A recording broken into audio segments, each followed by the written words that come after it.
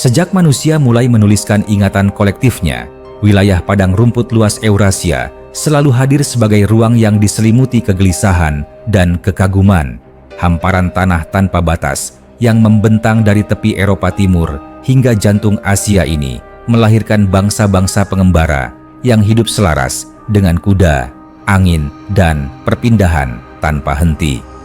Dalam pandangan sejarah Islam, keberadaan mereka tidak hanya dipahami sebagai fenomena sosial atau geografis, tetapi juga sebagai bagian dari misteri besar perjalanan umat manusia yang telah disinggung oleh wahyu ilahi. Dari sinilah kisah bangsa stepe Eurasia sering didekatkan dengan gambaran Ya'juj dan Ma'juj, sebuah kaum yang disebutkan secara eksplisit dalam Al-Quran dan hadis Nabi Muhammad sebagai simbol kerusakan besar menjelang akhir zaman. Al-Quran melalui surah Al-Kahfi menghadirkan kisah Zulkarnain sebagai seorang pemimpin yang diberi kekuasaan dan ilmu oleh Allah. Ia melakukan perjalanan ke berbagai penjuru bumi hingga bertemu dengan suatu kaum yang hidup di antara dua gunung. Kaum ini mengeluhkan gangguan Ya'juj dan Ma'juj yang terus-menerus merusak kehidupan mereka. Zulkarnain kemudian membangun sebuah penghalang besar dari besi yang diperkuat dengan tembaga cair, sehingga Ya'juj dan Ma'juj tidak mampu menembusnya.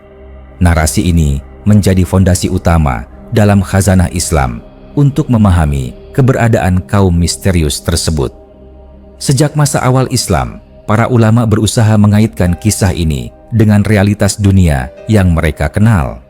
Dalam tafsir-tafsir klasik, Ya'juj dan Ma'juj dipahami sebagai manusia biasa dari keturunan Adam, bukan makhluk gaib. Pendapat ini dikuatkan oleh banyak riwayat yang menjelaskan bahwa mereka berasal dari keturunan Yafits bin Nuh.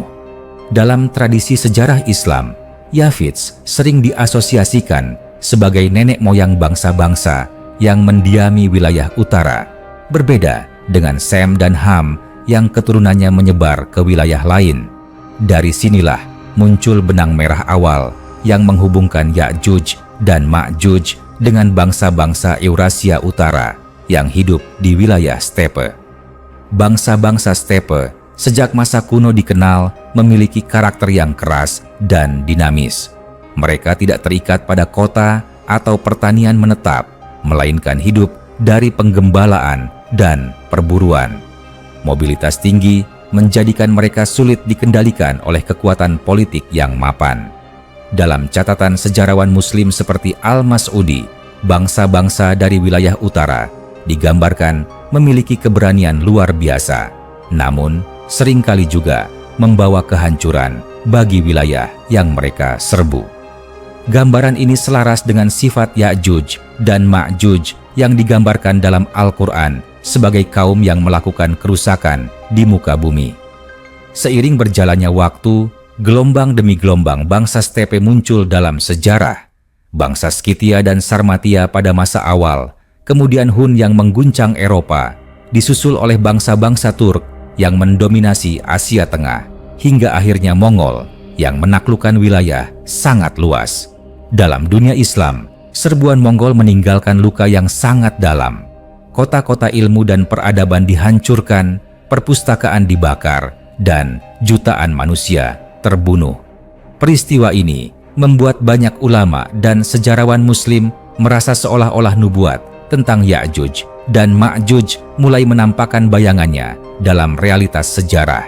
Ibnu Al-Atsir dalam catatan sejarahnya menggambarkan kehancuran yang dibawa bangsa Mongol sebagai musibah terbesar yang pernah menimpa umat manusia sejak penciptaan Adam.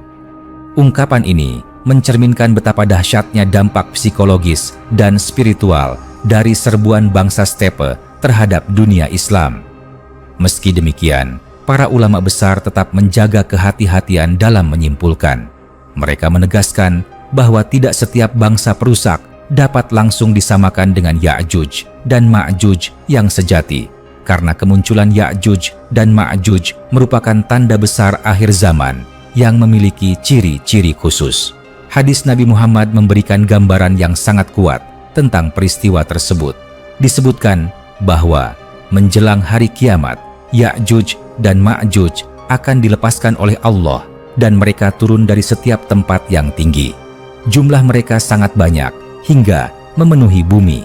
Mereka meminum air dan merusak apa saja yang dilewati. Gambaran ini memberikan kesan tentang suatu kaum dengan jumlah besar, mobilitas tinggi, dan daya rusak yang luar biasa.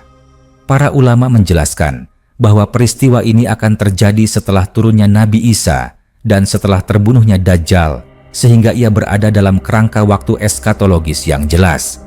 Misteri semakin dalam ketika membahas lokasi penghalang yang dibangun oleh Dzulkarnain. Sebagian besar ulama klasik menyebutkan wilayah antara dua gunung di kawasan utara sebagai tempat yang paling mungkin. Banyak pendapat mengarah ke wilayah Kaukasus, daerah yang sejak lama dikenal sebagai jalur perlintasan bangsa-bangsa stepe menuju wilayah selatan.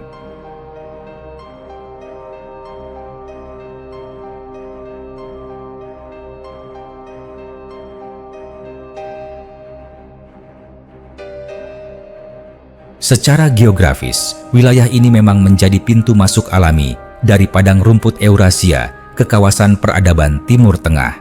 Dalam perspektif simbolik, lokasi ini memperkuat hubungan antara kisah Ya'juj dan Ma'juj dengan realitas sejarah bangsa-bangsa pengembara utara. Namun, Islam juga mengajarkan bahwa sejarah tidak hanya bergerak dalam lingkaran sebab akibat duniawi. Ada dimensi takdir ilahi yang membingkai seluruh perjalanan manusia. Oleh karena itu, kisah Ya'juj dan Ma'juj tidak sekadar dimaksudkan sebagai laporan etnografis tentang suatu bangsa, melainkan sebagai peringatan moral dan spiritual. Mereka menjadi simbol tentang apa yang terjadi ketika kekuatan, jumlah, dan teknologi tidak disertai dengan iman dan keadilan. Dalam konteks ini, bangsa stepe Eurasia dalam sejarah sering dipandang sebagai cermin duniawi dari gambaran tersebut, meskipun tidak identik sepenuhnya. Seiring berkembangnya ilmu pengetahuan modern, sebagian orang mencoba menafsirkan Ya'juj dan Ma'juj secara simbolis atau mengaitkannya dengan peradaban tertentu. Namun, dalam tradisi Islam arus utama, keyakinan tentang keberadaan nyata Ya'juj dan Ma'juj tetap dipertahankan. Mereka diyakini masih terkurung hingga waktu yang telah ditentukan Allah. Bangsa-bangsa perusak dalam sejarah dipandang hanya sebagai pendahulu atau bayangan yang mengingatkan manusia akan kedahsyatan peristiwa yang akan datang. Dengan demikian, misteri bangsa stepe Eurasia dan hubungannya dengan kisah Ya'juj dan Ma'juj membentang di antara sejarah dan eskatologi. Ia mengajak umat Islam untuk membaca sejarah dengan kacamata iman, melihat peristiwa besar dunia sebagai bagian dari rencana ilahi yang lebih luas. Kisah ini tidak berhenti sebagai cerita masa lalu, tetapi terus hidup sebagai peringatan dan renungan tentang masa depan manusia. Selama padang rumput Eurasia masih membentang dan sejarah terus berputar, misteri ini akan tetap menjadi bahan tafakur, menunggu saat ketika tabir akhir zaman benar-benar disingkap oleh Sang Pencipta. Referensi utama untuk narasi ini berasal dari Al-Quran Surah Al-Kahfi, hadis-hadis sahih tentang Ya'juj dan Ma'juj, tafsir Ibnu Katsir, karya sejarah Al-Mas'udi, serta catatan sejarah Ibnu Al-Atsir, yang semuanya merupakan sumber klasik dalam tradisi Islam. Jika narasi ini ditarik lebih jauh ke dalam cara pandang kosmologi Islam, maka kisah bangsa stepe Eurasia dan Ya'juj Ma'juj tidak lagi berdiri sebagai potongan sejarah yang terpisah, melainkan sebagai satu alur panjang tentang bagaimana Allah menguji manusia melalui kekuasaan, ketakutan, dan waktu. Dalam Al-Quran, kisah Dzulkarnain tidak disampaikan dengan detail kronologi atau penjelasan geografis yang tegas. Hal ini dipahami oleh para ulama sebagai isyarat bahwa fokus utama kisah tersebut bukan pada siapa dan di mana secara pasti, melainkan pada makna di balik peristiwa itu sendiri. Ya'juj dan Ma'juj digambarkan sebagai kaum yang dilepaskan pada waktu tertentu, bukan semata-mata sebagai bangsa yang selalu hadir sepanjang sejarah. Dalam banyak riwayat tafsir disebutkan bahwa Ya'juj dan Ma'juj sejak dahulu telah mencoba melubangi dinding yang dibangun oleh Dzulkarnain. Setiap hari mereka menggali, dan ketika hampir tembus, mereka berhenti karena yakin akan melanjutkannya keesokan hari. Namun, ketika kembali, lubang itu kembali seperti semula. Riwayat ini menyimpan pesan simbolik yang dalam, bahwa kekuatan manusia, betapapun besar dan gigihnya, tetap berada di bawah kehendak Allah. Ketika waktu yang ditetapkan tiba, Allah akan mengizinkan mereka berkata, "Insya Allah," dan pada saat itulah dinding tersebut runtuh. Dalam pandangan ini, Ya'juj dan Ma'juj bukan sekadar ancaman fisik, tetapi juga ujian iman bagi manusia yang menyaksikan peristiwa tersebut. Sejarah bangsa-bangsa stepe Eurasia seringkali menunjukkan pola yang hampir serupa. Mereka muncul dari wilayah yang dianggap pinggiran peradaban, lalu dalam waktu singkat mengguncang pusat-pusat kekuasaan dunia. Kecepatan pergerakan, kemampuan beradaptasi, dan jumlah yang besar membuat mereka tampak seperti gelombang yang tak terbendung. Dalam kacamata masyarakat Muslim abad pertengahan, pengalaman menghadapi serangan bangsa dari utara terasa seperti pengulangan pola yang telah disinggung dalam Wahyu. Bukan karena mereka diyakini sebagai Ya'juj dan Ma'juj yang sejati, tetapi karena sifat dan dampaknya mengingatkan pada gambaran tersebut. Dalam literatur Islam, terdapat pula riwayat yang menyebutkan ciri fisik Ya'juj dan Ma'juj seperti wajah lebar, mata kecil, dan rambut kemerahan. Riwayat ini sering dikaitkan oleh sebagian penulis klasik dengan bangsa-bangsa dari wilayah utara Eurasia. Namun, para ulama menegaskan bahwa ciri-ciri ini tidak boleh dijadikan dasar mutlak untuk menunjuk kelompok tertentu dalam sejarah. Islam sangat berhati-hati dalam mengaitkan nubuat akhir zaman dengan peristiwa yang belum memiliki kepastian wahyu. Sikap ini menunjukkan kedewasaan intelektual tradisi Islam dalam menghadapi misteri.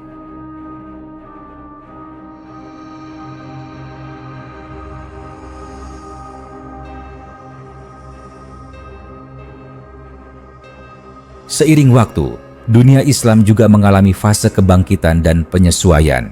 Bangsa-bangsa Turk yang pada awalnya datang sebagai penyerbu, kemudian banyak yang memeluk Islam dan justru menjadi pembela peradaban Islam. Dari sini terlihat bahwa sifat merusak bukanlah takdir abadi suatu bangsa, melainkan hasil dari pilihan dan keadaan. Hal ini memperkuat pandangan bahwa Ya'juj dan Ma'juj dalam pengertian eskatologis memiliki karakter khusus yang tidak serta-merta dapat dilekatkan pada bangsa manapun sepanjang sejarah. Dalam hadis tentang akhir zaman, disebutkan bahwa setelah Ya'juj dan Ma'juj keluar dan membuat kerusakan besar, Nabi Isa dan kaum beriman akan berlindung dan berdoa kepada Allah. Kemudian Allah akan membinasakan Ya'juj dan Ma'juj dengan cara yang tidak melibatkan peperangan langsung dari manusia. Tubuh mereka akan bergelimpangan hingga bumi dipenuhi bau busuk, dan Allah kembali menurunkan hujan untuk membersihkan bumi. Gambaran ini menegaskan bahwa peristiwa tersebut berada di luar kemampuan manusia untuk mengendalikannya, berbeda dengan peperangan dan penaklukan yang terjadi dalam sejarah biasa. Dari sini dapat dipahami bahwa hubungan antara bangsa stepe Eurasia dan Ya'juj Ma'juj lebih bersifat reflektif daripada identifikatif. Bangsa-bangsa tersebut menjadi cermin sejarah yang membantu umat Islam memahami betapa dahsyatnya suatu kaum ketika dilepaskan tanpa kendali moral dan spiritual. Namun, Ya'juj dan Ma'juj yang disebutkan dalam Al-Quran dan hadis tetap menempati posisi unik sebagai tanda besar akhir zaman yang belum sepenuhnya terwujud.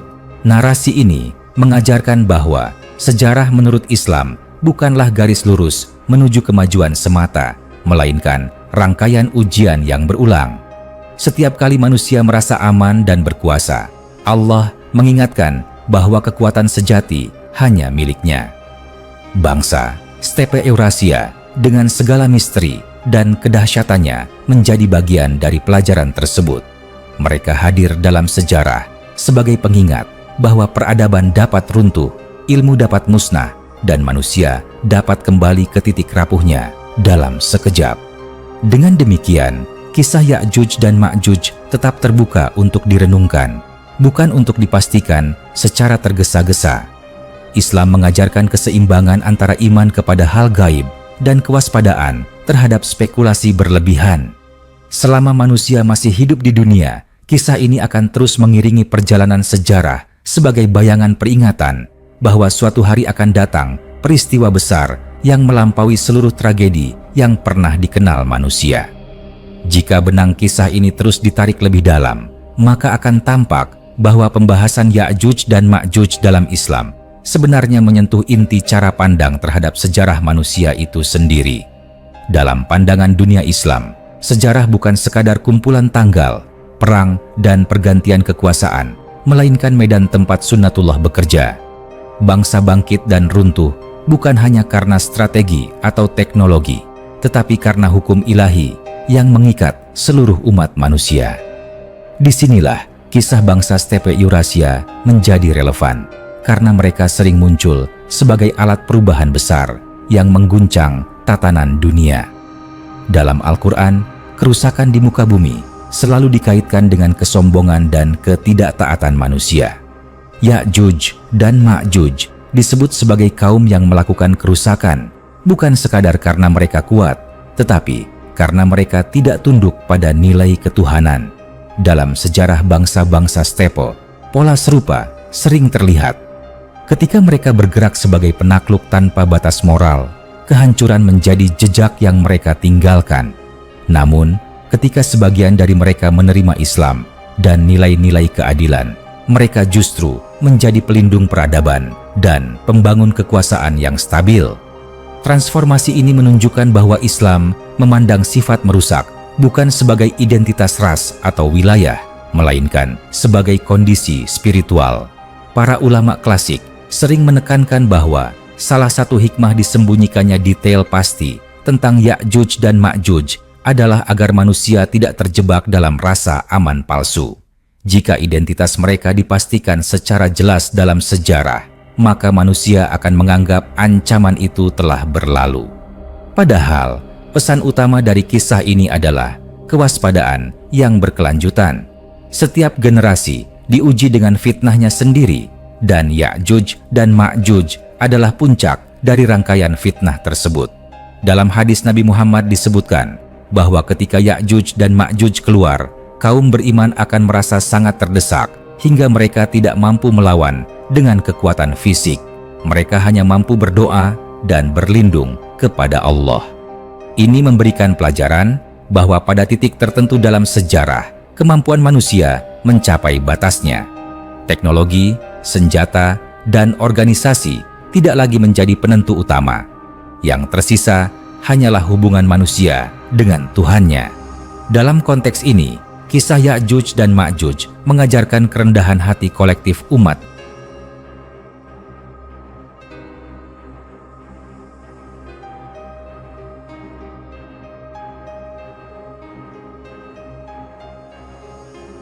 Jika kita memandang bangsa stepe Eurasia dengan kacamata ini, maka mereka bukan sekadar ancaman, tetapi juga pengingat. Setiap kali peradaban besar merasa telah mencapai puncak kejayaannya, datanglah bangsa dari padang rumput yang mengguncang fondasinya. Kekaisaran Romawi, Persia, dan bahkan dunia Islam pernah merasakan guncangan tersebut, seolah-olah sejarah mengulang pesan yang sama, bahwa tidak ada kekuasaan duniawi yang abadi. Dalam literatur Islam, terdapat pula pandangan bahwa Ya'juj dan Ma'juj akan menjadi ujian terakhir berskala global. Jika fitnah-fitnah sebelumnya menimpa wilayah tertentu, maka fitnah ini akan meliputi seluruh bumi. Ini selaras dengan gambaran hadis yang menyebutkan bahwa mereka turun dari setiap tempat yang tinggi dan jumlah mereka tak terhitung. Gambaran ini melampaui pengalaman sejarah biasa, sehingga tidak dapat disempitkan hanya pada satu bangsa atau peristiwa tertentu. Menariknya, sebagian ulama juga menyinggung bahwa kerusakan Ya'juj dan Ma'juj tidak hanya bersifat fisik, tetapi juga simbol kehancuran tatanan kehidupan. Mereka menghabiskan sumber daya, merusak keseimbangan, dan membuat manusia kehilangan rasa aman. Jika dilihat dari sudut pandang ini, maka kisah Ya'juj dan Ma'juj juga mengandung peringatan tentang keserakahan, eksploitasi, dan kehancuran moral yang dapat meluas jika tidak dikendalikan oleh iman. Bangsa stepe Eurasia dalam sejarah sering hidup sangat dekat dengan alam. Namun ketika kekuatan mereka dilepaskan tanpa kendali nilai, alam dan manusia sama-sama menderita. Dalam Islam, keseimbangan antara manusia, alam, dan Tuhan merupakan prinsip penting. Kerusakan terjadi ketika keseimbangan ini rusak. Oleh karena itu, Ya'juj dan Ma'juj diposisikan sebagai simbol puncak ketidakseimbangan tersebut. Dengan terus mengalirnya narasi ini, tampak bahwa hubungan antara bangsa stepe Eurasia dan kisah Ya'juj dan Ma'juj bukanlah hubungan sebab akibat langsung, melainkan hubungan makna. Sejarah memberi contoh konkret tentang bagaimana suatu kaum dapat menjadi alat kehancuran besar, sementara wahyu memberi gambaran final tentang bagaimana kehancuran terbesar itu akan terjadi di akhir zaman. Keduanya saling menerangi, tetapi tidak saling meniadakan. Narasi ini juga menuntut umat Islam untuk tidak terjebak pada rasa takut semata.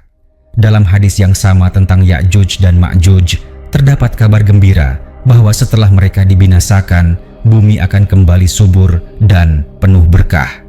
Ini menunjukkan bahwa setiap fitnah besar diakhiri dengan pemulihan yang juga besar. Sejarah bangsa-bangsa stepe pun menunjukkan hal serupa. Setelah masa kehancuran, selalu ada fase pembaruan, integrasi, dan pembentukan tatanan baru. Dengan demikian, misteri Ya'juj dan Ma'juj tetap terbuka sebagai ruang tafakur. Ia mengajarkan bahwa manusia hidup di antara sejarah dan akhir zaman, di antara ikhtiar dan takdir. Bangsa stepe Eurasia menjadi bagian dari cermin panjang itu, mengingatkan bahwa kekuatan tanpa iman adalah bencana dan iman tanpa kesadaran sejarah adalah kelalaian. Selama manusia masih membaca Al-Quran dan merenungkan sejarah, kisah ini akan terus hidup, menunggu kelanjutan maknanya hingga waktu yang telah ditetapkan oleh Allah. Narasi ini masih dapat dilanjutkan dengan pembahasan lebih dalam tentang pandangan ulama akhir zaman, keterkaitan Ya'juj dan Ma'juj dengan fitnah global, serta hikmah spiritual yang dapat diambil umat Islam dalam menghadapi dunia modern. Jika kisah ini terus disusuri hingga menyentuh lapisan yang lebih dalam dari tradisi keilmuan Islam, maka Ya'juj dan Ma'juj tidak hanya dipahami sebagai peristiwa yang akan datang, tetapi juga sebagai konsep peringatan yang selalu relevan di setiap zaman. Para ulama terdahulu menempatkan kisah ini dalam kerangka iman kepada hal gaib, sebuah iman yang tidak meniadakan akal, tetapi justru menuntunnya agar tidak melampaui batas. Oleh sebab itu, pembahasan tentang bangsa stepe Eurasia seringkali dijadikan contoh historis untuk membantu umat memahami gambaran besar, bukan untuk mengunci makna wahyu pada satu peristiwa duniawi tertentu. Dalam pandangan Islam, Allah sering memperlihatkan tanda-tanda kecil sebelum datangnya tanda besar. Sejarah dipenuhi dengan isyarat, pengulangan pola, dan peringatan yang halus maupun keras. Bangsa-bangsa pengembara dari padang rumput Eurasia hadir berkali-kali sebagai kekuatan yang tampak mustahil dibendung. Mereka datang dari wilayah yang jauh dari pusat peradaban dengan teknologi yang tampak sederhana, namun mampu menaklukkan kerajaan-kerajaan besar. Pola ini membuat banyak cendekiawan Muslim merenung bahwa kekuatan sejati bukan selalu berada pada kemegahan kota atau banyaknya bangunan, melainkan pada kehendak Allah yang menggerakkan sebab-sebab duniawi. Dalam kisah Zulkarnain, terdapat pesan penting tentang kepemimpinan. Zulkarnain tidak membangun dinding itu untuk menunjukkan kesombongannya, melainkan sebagai bentuk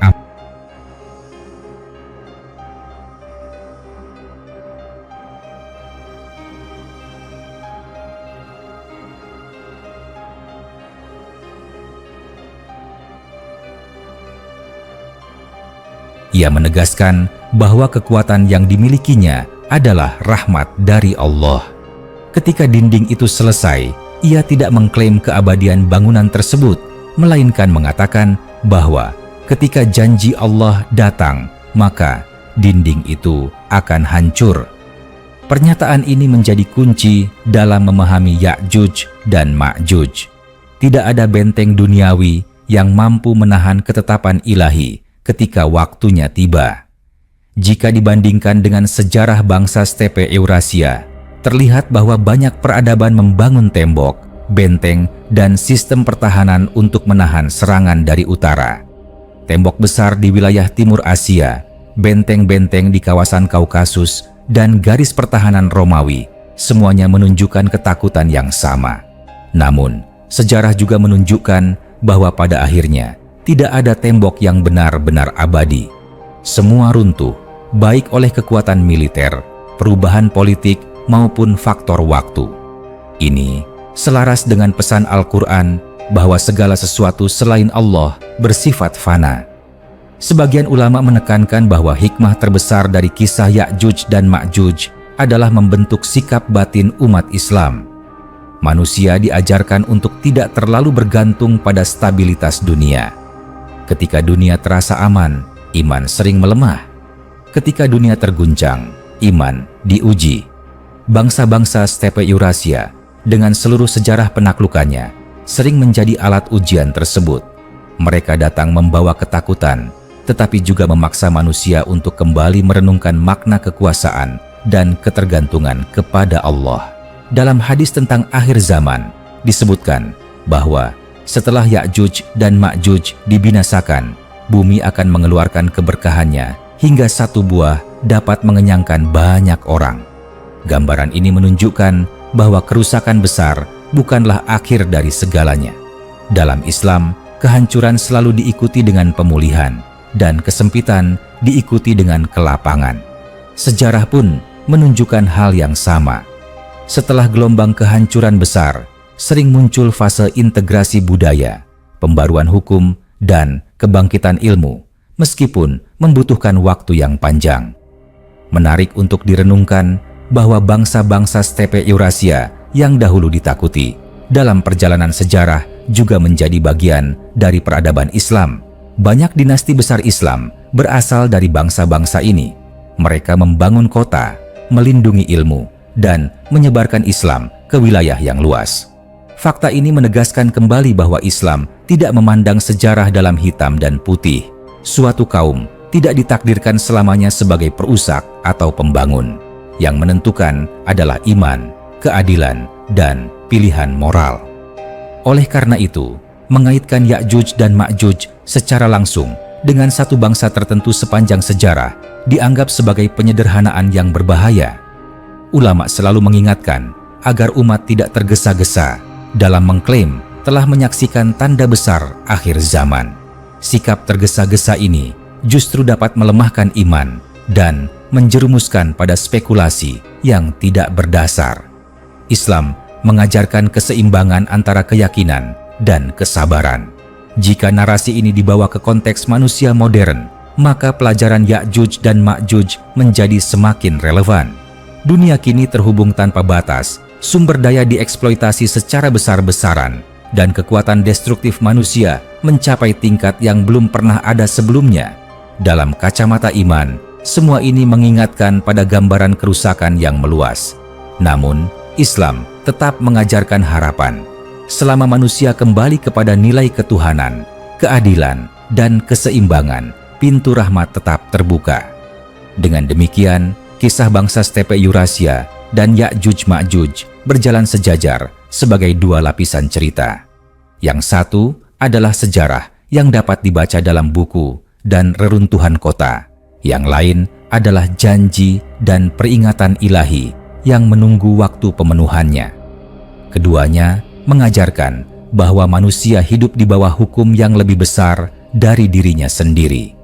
Tidak ada kekuatan yang benar-benar mutlak, dan tidak ada kehancuran yang terjadi tanpa hikmah. Narasi ini masih dapat terus dilanjutkan dengan menggali pandangan ulama-ulama akhir zaman, perbandingan dengan fitnah-fitnah besar lain, serta renungan spiritual tentang bagaimana seharusnya umat Islam mempersiapkan diri, bukan dengan ketakutan, tetapi dengan iman, ilmu, dan akhlak. Selama manusia masih merenungkan Al-Quran dan membaca sejarah, kisah Ya'juj dan Ma'juj akan tetap hidup sebagai pengingat yang tidak pernah usang.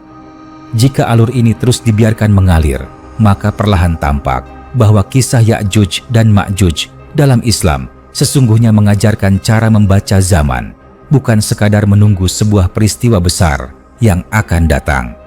Para ulama selalu menekankan bahwa akhir zaman bukan hanya soal kronologi, tetapi juga kondisi batin manusia.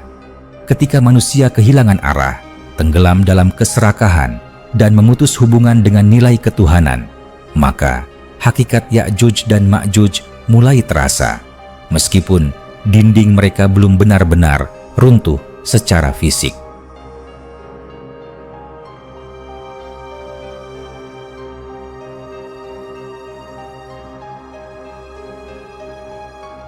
Bangsa stepe Eurasia dalam sejarah sering menjadi simbol bagaimana sebuah kekuatan dapat tumbuh di luar pusat peradaban, lalu menelan pusat itu dengan cepat. Mereka datang dari wilayah yang dianggap liar, tidak beradab, dan jauh dari pusat ilmu. Namun, justru dari sanalah muncul guncangan terbesar. Dalam perspektif Islam, ini menjadi pelajaran bahwa Allah tidak selalu menurunkan perubahan dari tempat yang dianggap mulia oleh manusia. Kadang, perubahan datang dari arah yang paling tidak disangka, sebagai ujian bagi kesombongan peradaban. Dalam Al-Quran, manusia diingatkan bahwa kerusakan di muka bumi seringkali dilakukan oleh tangan manusia sendiri. Ya'juj dan Ma'juj digambarkan sebagai kaum yang merusak, tetapi mereka tidak muncul dalam ruang hampa. Mereka muncul ketika dunia telah mencapai titik tertentu. Dalam tafsir klasik disebutkan bahwa keluarnya Ya'juj dan Ma'juj terjadi setelah rangkaian panjang peristiwa besar, seolah-olah dunia telah matang untuk menerima ujian terakhirnya. Ini mengajarkan bahwa kehancuran besar bukan kejadian tiba-tiba tanpa sebab, melainkan puncak dari akumulasi panjang penyimpangan manusia. Jika kita menoleh kembali ke sejarah bangsa stepe Eurasia, kita melihat pola yang mirip. Kekaisaran besar sering runtuh bukan hanya karena serangan dari luar, tetapi karena kelemahan dari dalam. Ketidakadilan, kemewahan berlebihan, dan keretakan moral melemahkan pertahanan mereka. Ketika bangsa stepe datang, mereka hanya menjadi pemicu runtuhnya bangunan yang sudah rapuh. Dalam kacamata iman, hal ini menegaskan bahwa ancaman terbesar sering datang dari kondisi internal, bukan dari musuh eksternal semata. Para ulama juga menekankan bahwa kisah Ya'juj dan Ma'juj tidak boleh dijadikan alat untuk menumbuhkan kebencian terhadap bangsa atau kelompok tertentu. Islam menolak generalisasi dan prasangka. Al-Quran menilai manusia berdasarkan takwa, bukan asal-usul. Oleh karena itu, setiap upaya untuk menyamakan Ya'juj dan Ma'juj dengan satu etnis tertentu sepanjang sejarah dianggap menyimpang dari prinsip keadilan Islam. Bangsa stepe Eurasia dalam sejarah hanyalah contoh bagaimana suatu kaum dapat memainkan peran besar dalam kehancuran dan pembaruan, tergantung pada nilai yang mereka pegang. Dalam hadis akhir zaman, disebutkan bahwa jumlah Ya'juj dan Ma'juj sangat banyak hingga manusia merasa kecil di hadapan mereka. Gambaran ini sering dipahami sebagai ujian psikologis dan spiritual. Ketika manusia merasa tidak berdaya, disitulah iman diuji. Apakah manusia tetap bergantung kepada Allah atau justru tenggelam dalam keputusasaan? Dalam konteks ini, kisah Ya'juj dan Ma'juj mengajarkan keteguhan hati, bukan kepanikan. Sejarah juga menunjukkan bahwa ketakutan seringkali membesar lebih cepat daripada ancaman itu sendiri.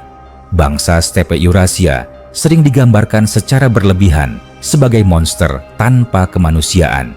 Padahal, di balik citra itu, mereka tetap manusia dengan keluarga, budaya, dan nilai-nilai tertentu.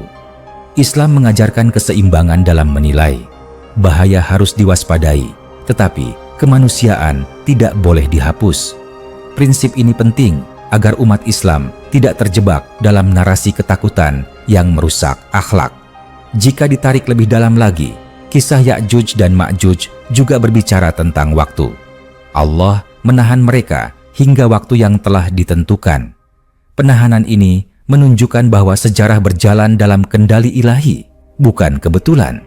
Bangsa stepe Eurasia muncul dan menghilang sesuai dengan hukum sejarah, tetapi Ya'juj dan Ma'juj akan muncul sesuai dengan janji Allah. Perbedaan ini penting agar umat Islam tidak mencampur adukan sejarah biasa dengan peristiwa akhir zaman yang bersifat pasti dan mutlak. Dalam banyak nasihat ulama, umat Islam diajak untuk mempersiapkan diri menghadapi fitnah akhir zaman, bukan dengan mencari-cari tanda secara obsesif, tetapi dengan memperbaiki diri.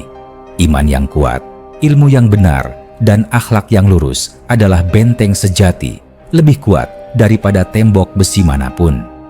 Kisah Zulkarnain menunjukkan bahwa benteng fisik hanya sementara, sedangkan benteng iman bersifat kekal. Bangsa stepe Eurasia dalam sejarah akhirnya melebur dengan dunia yang mereka taklukkan. Mereka menikah, membangun kota, dan meninggalkan jejak budaya. Ini menunjukkan bahwa bahkan gelombang kehancuran terbesar pun pada akhirnya akan berakhir. Namun, Ya'juj dan Ma'juj digambarkan sebagai gelombang terakhir sebelum dunia benar-benar berubah. Oleh karena itu, Islam memandang mereka sebagai penutup sebuah siklus panjang sejarah manusia. Dengan semua ini, kisah Ya'juj dan Ma'juj tidak dimaksudkan untuk menakut-nakuti semata, melainkan untuk menyadarkan. Ia mengingatkan manusia akan keterbatasannya, akan bahaya kesombongan, dan akan pentingnya kembali kepada Allah sebelum waktu itu tiba. Bangsa stepe Eurasia menjadi salah satu cermin sejarah yang membantu manusia memahami pesan ini secara konkret melalui peristiwa nyata yang pernah mengguncang